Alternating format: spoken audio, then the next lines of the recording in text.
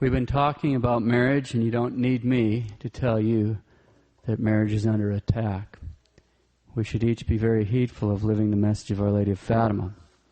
And we now have the decriminalization and state recognition of polygamy that's lurking right around the bend.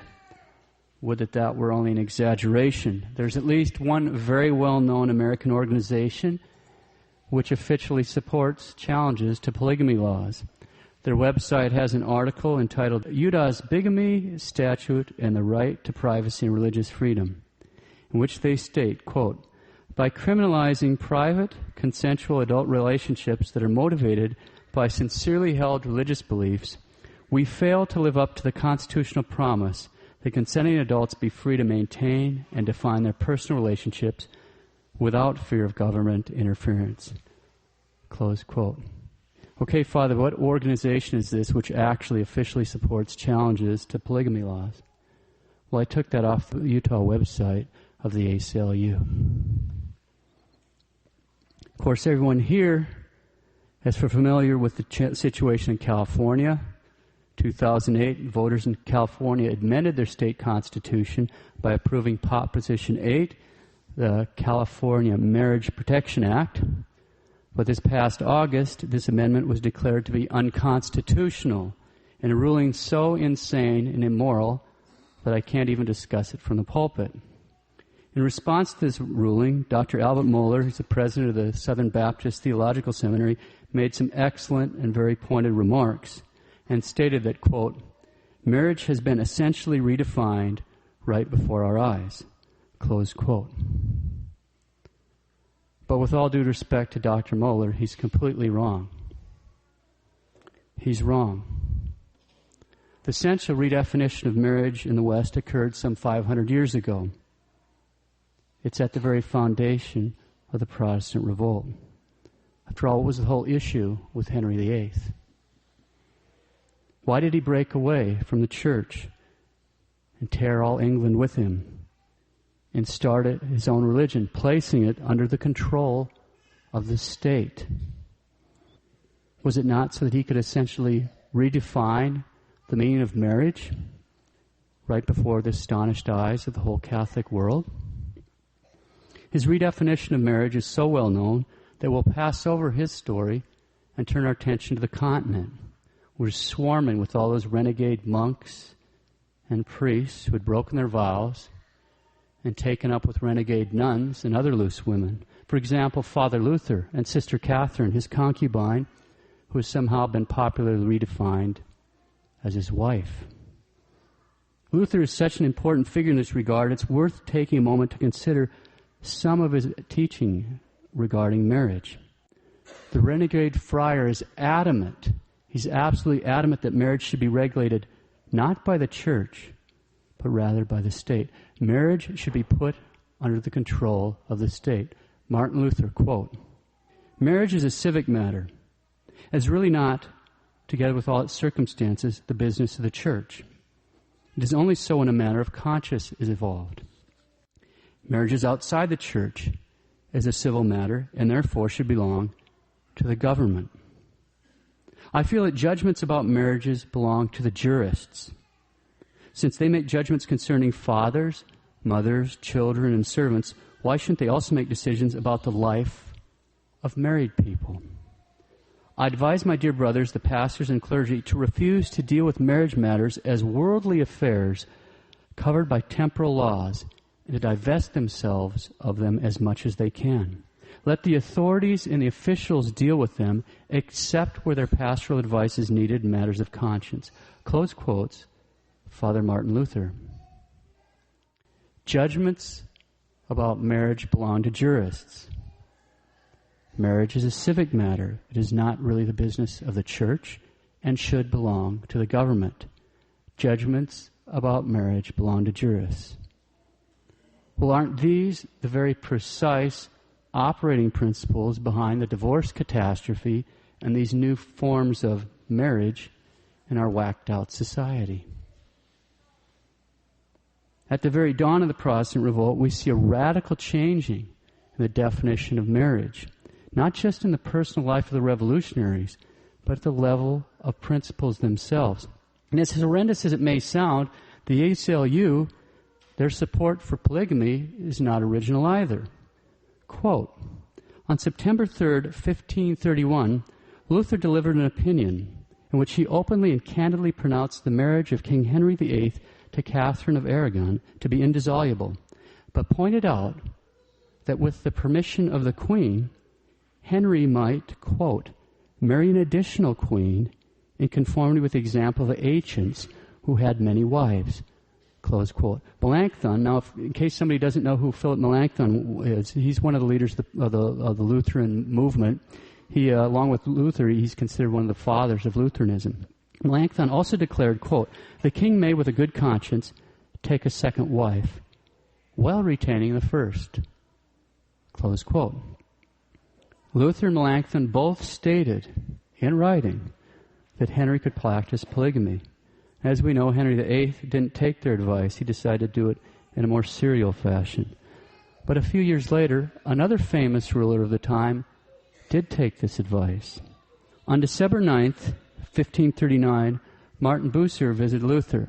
Now, in case somebody doesn't know who Martin Bucer is, he's a renegade Dominican friar who had taken up with a former nun, and he was sort of an ecumenical diplomat between the various revolutionary factions in Protestantism. Later on, he was involved with Cranmer in making the Book of Common Prayer. Anyway, Bucer presented Luther with a request from the Landgrave Philip of Hesse. What's a Landgrave? Sorry about all these funny words. A Landgrave is a particular type of German count that rules a great big area, in this case, Hesse. Okay. Philip of Hesse stated that he had been living an immoral life. And instead of continuing to run with loose women as a point of conscience, he needed to take another life. And so he wanted the permission of Luther and Melanchthon so that his second wife would, quote, be not regarded as a dishonorable person, close quote. It's a pretty big demand. On December, these guys, so Luther and Melanchthon get presented with this thing on December 9th. They give it all the attention that it deserved. On December 10th, the next day, they gave the written reply. They state that the second marriage is not contrary to the law of God, and that Philip may enter into it because of his necessity of conscience. They demand that the new marriage, as well as this written document, should remain secret in order to avoid scandal. Didn't work, by the way. The document was delivered to Philip, who had 6 other Protestant ministers sign it. On March 4th, 1540, in the chapel of the Castle of Rothenburg, in the presence of witnesses, including Bucer and Melanchthon, this so-called marriage was solemnized. There are even more crazy details dealing with insane attempts to cover up what had happened once the news broke, and other examples of this kind of marital advice from Luther, but we don't have time to get into all that today. The point is that right at the root, Protestantism is a system. Now, we're certainly not talking about the average Protestant couple. This didn't impact them, so it doesn't have anything to do with those people. But as a system, at the level of principles, from the very beginning, Protestantism has redefined marriage. This is one of the foundational errors. It's obvious from the case of Henry VIII that divorce, at least at some level, has been permitted from the very beginning. And we've seen that polygamy was both proposed and permitted, at least at some level, by the very founders of the system. Marriage was clearly proclaimed to be a civil matter belonging to the government, and judgments were to be left to the jurists. And the logical consequences of this Protestant redefinition of marriage have been slowly worked out, and they're now bearing their rotten fruit right before our very eyes. So in the midst of this present social chaos, this complete marital meltdown which surrounds us, it's essential for each one of us here to have a very clear idea of what marriage actually is, to have a correct understanding of marriage. Luther claimed that marriage is a civic matter, it's not the business of the church, and should belong to the government. And that certainly seems to be the popular conception, or I should say misperception, in our society today. Let's just deal with that error once and for all with the words of the great Pope Pius XI in his encyclical on Christian marriage. Quote, "Let it be repeated as an immutable and inviolable fundamental doctrine that marriage was not instituted by man, but by God. The laws made to strengthen and confirm and elevate it were not made by man, but by God. And therefore these laws cannot be subject to any human decrees or to any contrary agreement, even of the spouses themselves. This is the doctrine of Holy Scripture. This is the constant tradition of the Universal Church. This is the solemn definition of the Sacred Council of Trent. Close quote, the Vicar of Christ. Marriage and the laws of marriage cannot be subject to any human decrees or to any contrary agreement, even of the spouses themselves. That doctrine relates directly to the marriage contract, which we're going to spend a few minutes looking at today. Remember that we've seen that marriage is a contract that results in a relationship. We've seen that the contract is made by a man and woman, and that the relationship is created by God, a real, lifelong relationship between them. So the doctrine stated by the Pope that marriage and the laws of marriage cannot be subject to any human decrees or any contrary agreement, even of the spouses themselves, that doctrine applies to the marriage contract as well. A wise Redemptorist priest explained decades ago, quote, "The most important feature of the contract of marriage is the fact that its terms are laid down not by the free will of human beings, but by the authority and command of God." Why is this? Why cannot an individual decide for himself or herself to what he will bind himself in marriage? Simply because marriage has a necessary purpose to fulfill in human society under the plan of God that cannot be fulfilled except under certain unchangeable terms and rules. God has established the purpose once and for all, and God has determined the rules by which the purpose is to be attained. No human being is free either to change the purpose or the essential rules. Close quote. Marriage has a necessary purpose to fulfill in human society under the plan of God that cannot be fulfilled except under certain unchangeable terms and rules. God has established a purpose once and for all, and God has determined the rules by which the purpose is to be attained. No human being is free to change either the purpose or the essential rules. Okay, so what exactly is the necessary purpose of marriage as established by God? God created marriage as a lifelong union of a man and woman for two specific purposes: primary purpose, a secondary purpose. The primary purpose of marriage is the procreation and education of children. Primary purpose of marriage is the procreation and education of children. The secondary purpose of marriage has two aspects: mutual help and a remedy. Take a quick look at each of those. First, mutual help and comfort.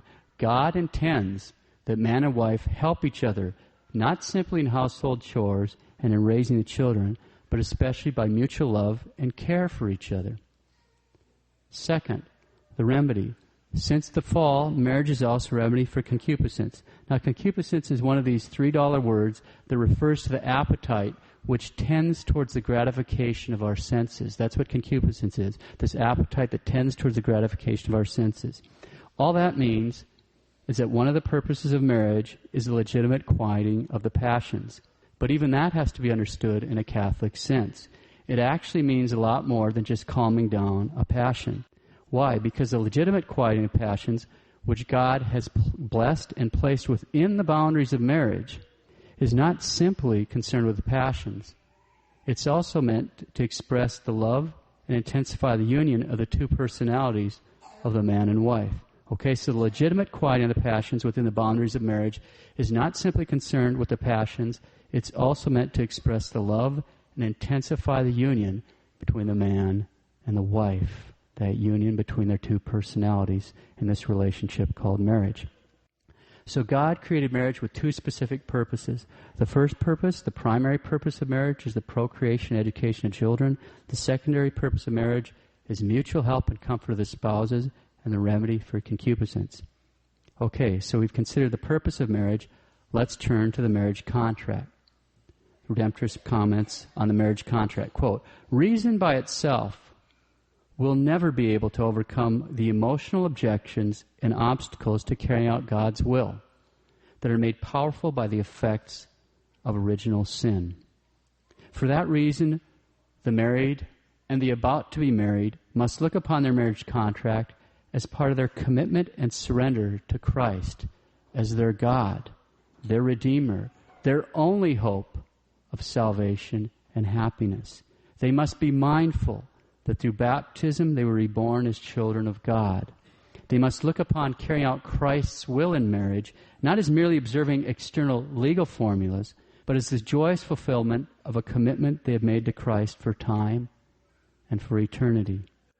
They must accept any hardships that arise from their contract of marriage as a small price to pay for the new life, the divine life, the everlasting life to which they've been elevated by Jesus Christ. Close quote. The married and the about to be married must look upon their marriage contract as part of their commitment and surrender to Christ as their God, their Redeemer, their only hope of salvation and happiness. They must accept any hardships that arise from their contract of marriage as a small price to pay for the new life, the divine life, the everlasting life to which they have been elevated by Jesus Christ. There are 5 major areas of concern covered by the marriage contract. There are physical terms, spiritual terms, temporal terms, educational terms, and indissoluble terms. We already looked at the indissoluble terms when we saw that a marriage which is ratified and consummated, remember that ratified means that the vows have been validly exchanged, and consummated means that the marital act has taken place sometime after the exchange of vows. We saw that a marriage which is ratified and consummated cannot be dissolved by any human power or by any cause other than death. That's the indissoluble terms. We've already considered those. Today we'll summarize the physical terms of the marriage contract. This aspect is easy to understand by simply considering the traditional description of the marriage contract. I just paraphrased Canon 1081, paragraph 2 in the 1917 Code of Canon Law. A man and a woman give and accept an exclusive and perpetual right for acts which are of themselves suitable for the generation of children. A man and a woman give and accept an exclusive and perpetual right for acts which are of themselves suitable for the generation of children. That's the marriage contract. That's what they're contracting for. If it's properly made, validly made, this contract results in the relationship known as marriage. Both the man and the woman agree to the contract. That's why weddings work the way they do. You have 2 witnesses to the contract. Generally, they call them the best man and the maid of honor. They're standing there on behalf of society. The priest is standing on behalf of the church with respect to this aspect. He's supposed to ensure that the contract's properly entered into, okay? So what happens? In poetic terms, he stands there and asks the groom if he freely agrees to this contract. Answer, I do. Then, since it's a contract, he turns to the bride. Both parties are in on the deal. And again, in poetic terms, he asks the bride if she freely agrees to this contract. Answer, I do. And what are they saying I do to? They are saying I do to marital rights. Marital rights, which means that they each give and accept rights to acts which are of themselves suitable for the generation of children. In other words, they've just been given not only God's permission, but His actual blessing to use the great creative power. They may use this great power on the condition that the acts are of themselves suitable for the generation of children. That gives the limits of those rights. So no contraception, etc. They may use this great power on the condition that these rights are exclusive, which means that each partner yields his rights exclusively to the other partner, which shows the unity of the relationship. No adultery, polygamy, etc. They may use this great power on the condition that each partner yields these rights perpetually, which shows the indissolubility of the relationship. No divorce. Okay, quick review. We asked, what's the marriage contract? We saw that it means a man and a woman give and accept an exclusive and perpetual right for acts which are themselves suitable for the generation of children. That's the marriage contract. We've already seen that if it's properly made, if it's validly made, then this contract made between a man and a woman results in a relationship made by God, which we call marriage. Okay, now let's briefly consider the marital debt, or the marital duty. As we've seen, God created marriage with two specific purposes. The primary purpose is the procreation and education of children. The secondary purpose of marriage is the mutual help and comfort of the spouses and remedy for concupiscence. Acts between the spouses are good to the degree that they conform to these two purposes of marriage. The general principle here is everything in conformity with these two purposes, the primary and secondary purposes of marriage, is good and permissible. Anything opposed to them is evil and forbidden. Everything in conformity with the primary and secondary purposes of marriage is good and permissible. Anything opposed is evil and forbidden. We've also seen that by entering into marriage, each spouse has received rights. Rights. These rights come from God. This means that the other spouse has a corresponding duty before God to accept a reasonable request. That's one of the consequences of saying, I do. This is a serious duty owed in justice to the other spouse. Remember that this right is not simply a right to the quieting of the passions, but a right to the union of the personalities and an expression of love. That means that the marriage debt must be paid generously or it's not being paid. Furthermore, to refuse a reasonable request to pay the debt without a very serious reason, and we'll get to those in just a minute, to refuse a reasonable request to pay the debt without a very serious reason is a mortal sin against justice, since it is a violation of the rights of the other spouse. And it is also a mortal sin against charity, because frustrating one's closest neighbor can place that spouse in a potentially serious danger of falling from concupiscence. Refusal without a very serious reason is a mortal sin against justice and a mortal sin against charity. Okay, serious reasons that excuse from honoring the debt. The debt must be refused if there is insufficient privacy and when one partner insists on cooperation in sinful actions such as contraception.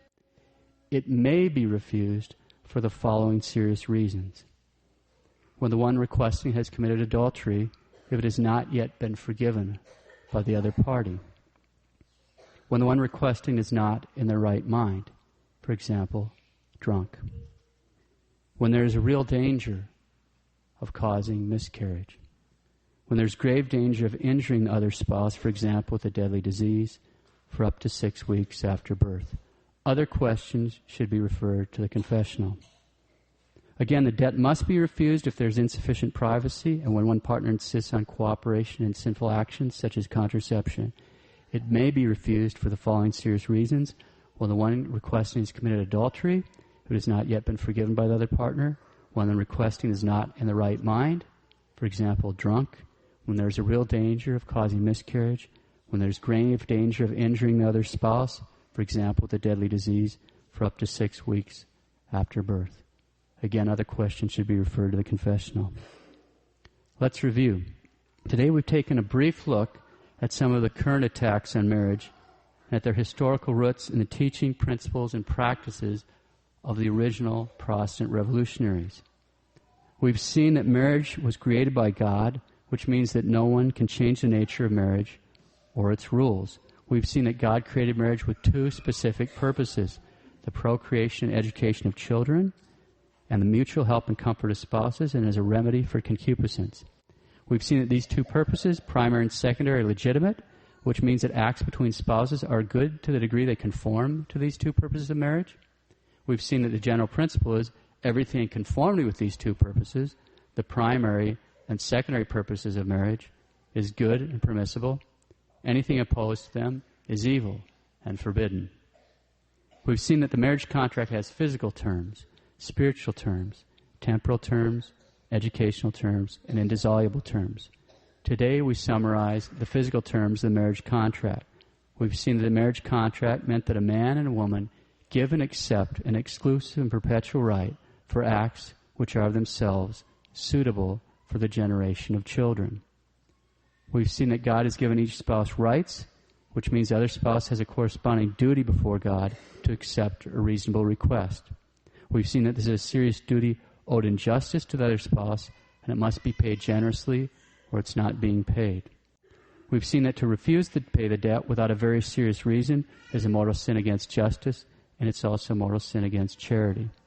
We've seen that the debt must be refused if there's insufficient privacy, and when one partner insists on cooperation in sinful actions, such as contraception, and that it may be refused for the following reasons. When the one requesting has committed adultery, if it has not yet been forgiven, when the one requesting is not in the right mind, when there's a real danger of causing miscarriage, when there's grave danger of injuring the other spouse for up to 6 weeks after birth, and we've seen that other questions should be referred to the confessional. Let's close with some thoughts from the great encyclical on Christian marriage of Pope Pius XI. Quote, "Marriage and the laws of marriage cannot be subject to any human decrees or to any contrary agreement, even of the spouses themselves. The nature of matrimony is entirely independent of the free will of man, so that if one has once contracted matrimony, he is thereby subject to its divinely made laws and its essential properties. From God comes the very institution of marriage, the purposes for which it was instituted, the laws that govern it, the blessings that flow from it. While man, through the generous surrender of his own person made to another for the whole span of his life, becomes, with the help and cooperation of God, the author of each particular marriage, with the duties and blessings annexed thereto from divine institution." Close quote. The Vicar of Christ. Let us ask Our Lady to protect marriages, especially those in which the couples are struggling.